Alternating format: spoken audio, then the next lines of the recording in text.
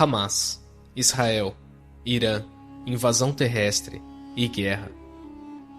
Palavras como essas são frequentemente analisadas por políticos, jornalistas e acadêmicos para desenhar as tensões do Oriente Médio. Mas são poucas as vezes que ligamos a TV ou o celular e vemos uma crise internacional tão repentina e violenta como essa. Eu sei que muitos de vocês agora estão se perguntando qual é o motivo dessa invasão pelo grupo Hamas, ou até mesmo quem são eles afinal.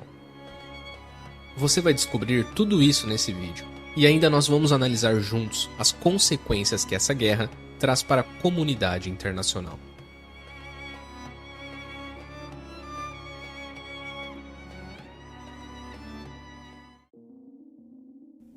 Pessoal, antes de mais nada, eu quero lembrá-los que se trata de uma guerra. E como em qualquer guerra em andamento no mundo, há pessoas assustadas, pessoas desabrigadas e famílias que perderam seus entes. Portanto, como uma forma de respeito às vítimas de ambos os lados, esse vídeo está focado no contexto por trás da situação, e não em imagens e vídeos chocantes. O Hamas é um grupo, no mínimo, controverso para a comunidade internacional. Enquanto países de peso, como os Estados Unidos, o Reino Unido, o Japão e a Austrália, o classificam como terroristas, outros como a Turquia, o Irã e o próprio Brasil preferem não adotar essa classificação. A nível local, mesmo que haja mais diversidade na região hoje em dia, a verdade é que a Palestina e Israel foram estados criados majoritariamente pela religião dos seus habitantes. E quando falamos em religião, falamos de algo tão poderoso ao ponto de mudar os hábitos, a visão de mundo e o sentimento de propósito de um ser humano. Após sucessivas guerras com o mundo árabe e islâmico, Israel expandiu seu território para dentro da Palestina, cortando o país em duas regiões avulsas e distantes, a faixa de Gaza e a Cisjordânia.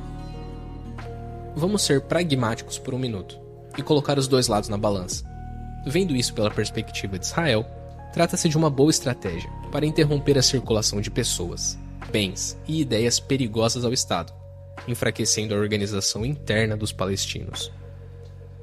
E isso já se provou verdadeiro na Ásia antes. Paquistão e Bangladesh já foram um só país, mas a distância de milhares de quilômetros, cortados ao meio pela Índia, levou o projeto ao fracasso. Portanto, na Palestina, como era de se esperar, a economia e as instituições desmoronaram. A falta de uma conexão terrestre isolou os palestinos em duas realidades completamente diferentes, uma brecha perfeita para que diferentes grupos extremistas disputassem poder. Hoje, enquanto a Cisjordânia é controlada pela Autoridade Palestina, a faixa de Gaza está sob domínio do Hamas, muçulmanos sunitas, desde 2007. Presta bem atenção nesses números. Situada entre Israel, o Mar Mediterrâneo e o Egito, a faixa de Gaza tem a metade do tamanho da ilha de Florianópolis, mas quase 5 vezes a sua população. Se por um lado isso é um desafio econômico e sanitário gritante para os cidadãos de bem, por outro é a maior vantagem militar, política e midiática que o Hamas tem sobre Israel. Eu vou te explicar o porquê. Mais rico e mais tecnológico, Israel controla o espaço aéreo e marítimo de Gaza. Mas lembre-se que foguetes são armazenados e disparados a partir de casas e estabelecimentos comuns nesse território. Num conflito urbano, é muito difícil saber quem é o civil e quem é o combatente. Diversas emboscadas podem ser feitas, e qualquer erro militar de Israel será amplamente explorado pela mídia regional, despertando sentimentos delicados numa vizinhança muçulmana ressentida.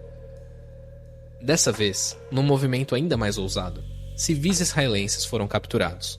Mas se formos pragmáticos novamente aqui, vamos perceber que se trata de um ato covarde de guerra, mas efetivo para balancear a superioridade numérica e técnica de Israel. O fato, pessoal, é que hoje o Oriente Médio é uma região dividida entre o pragmatismo geopolítico e o Islã. Além de países como os Emirados Árabes Unidos e o Marrocos já terem reconhecido Israel, agora foi a vez da grande monarquia saudita, a guardiã da cidade sagrada de Meca, jogar as suas cartas com o Ocidente em prol de alguns benefícios geopolíticos.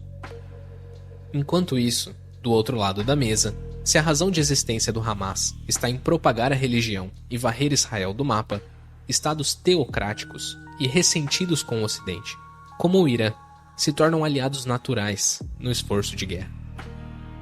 Não é à toa que a data do ataque é repleta de simbolismos. Para você ter uma ideia, há exatamente 50 anos atrás, Egito e Síria também lançavam uma ofensiva inesperada contra os israelenses. Mesmo não sendo melhores amigos, o Egito hoje é um dos que mantém relações com Israel. Enquanto a Síria, de Bashar al-Assad, segue como uma opositora nata. E ela não está sozinha. Outros países como o Líbano, o Iraque, o Paquistão e o Afeganistão seguem a mesma lógica. Isso é um problema seríssimo para Israel, pois são estados cujos governos têm muita dificuldade para governar. Há problemas estruturais graves, berços férteis para organizações islâmicas radicais e potencialmente simpatizantes e solidárias aos ataques do Hamas. Inclusive, últimas notícias mostram que a partir do Líbano, o Hezbollah, também financiado pelo Irã, já reivindicou a autoria de bombardeios no norte de Israel, como solidariedade ao grupo palestino. Na data de publicação desse vídeo, podemos dizer que há 3 grandes vitoriosos até então. Em primeiro lugar, o Irã, não só fortalecendo a sua rede de contatos no exterior, mas despertando antigas paixões no mundo islâmico radical e contrários à existência de Israel. Em segundo lugar, o retorno dos movimentos extremistas islâmicos, com cada vez mais poder e presença midiática. Aqui eu destaco grupos como o Hamas, o Hezbollah e principalmente o Talibã do Afeganistão, agora com um país inteiro em suas mãos. E por fim, mas não menos importante, a Rússia. Não se esqueçam, meus caros, que a Rússia é um país com bases militares ativas na Síria de Bashar al-Assad, além de ser um cliente do governo iraniano na compra de drones militares. Dada a situação na Ucrânia e todo o apoio militar oferecido pela OTAN, é verdade que parte desses recursos podem ser divididos e repassados para Israel em atos de solidariedade. Mas isso não aconteceria do dia para a noite, e os israelenses são muito mais bem organizados e armados do que os ucranianos no momento do ataque. O verdadeiro trunfo da Rússia nessa história está na reorientação das atenções do povo e da mídia internacional para o Oriente Médio. Afinal, para a mídia, melhor ainda do que uma guerra em andamento, é uma guerra nova. Eu convido você a também ficar de olho na Europa nas próximas semanas, porque os russos provavelmente vão subir o tom. Eu convido você também a dar uma olhada rápida aqui na descrição desse vídeo. Se você gosta de leitura, geopolítica e economia, eu fiz uma recomendação pessoal para você de 4 livros clássicos e muito bem conceituados no mercado, relacionados a esses temas. Muito obrigado a todos e até breve.